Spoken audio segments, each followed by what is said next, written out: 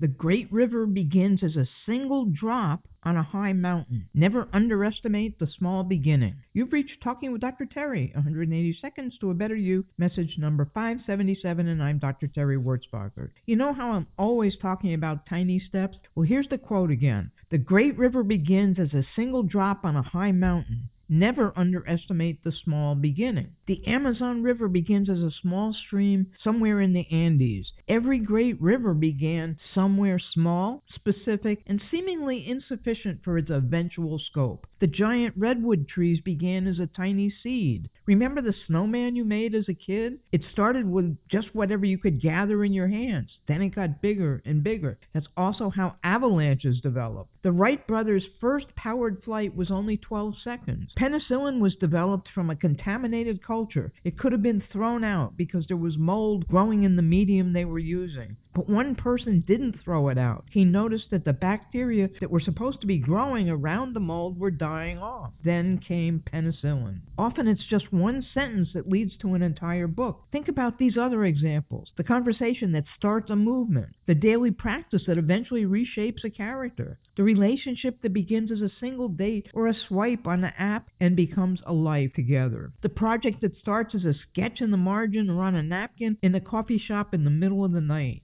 Never underestimate what something small and genuine might become, given time, direction, and the patient accumulation of days. There's three different principles in these examples. One is accumulation. It's tiny plus tiny plus tiny plus tiny equals something enormous. The avalanche works this way. Another is initiation. One tiny event changes what becomes possible afterward. The mold and penicillin are like that, and so is the 12-second flight. 3. Something can be significant before it looks significant. The seed doesn't gradually become important as it becomes a redwood. All of the potential for the redwood was already there in that tiny, tiny beginning. Sometimes the small thing is a correction in direction, a realization, a decision, or a change in relationship, or maybe just doing one thing differently. Its importance isn't measured by its size on the day it happens. So let's do this. Identify one small thing in your life that you feel has the quality of beginning, a new practice, a relationship, or maybe just something you're interested in.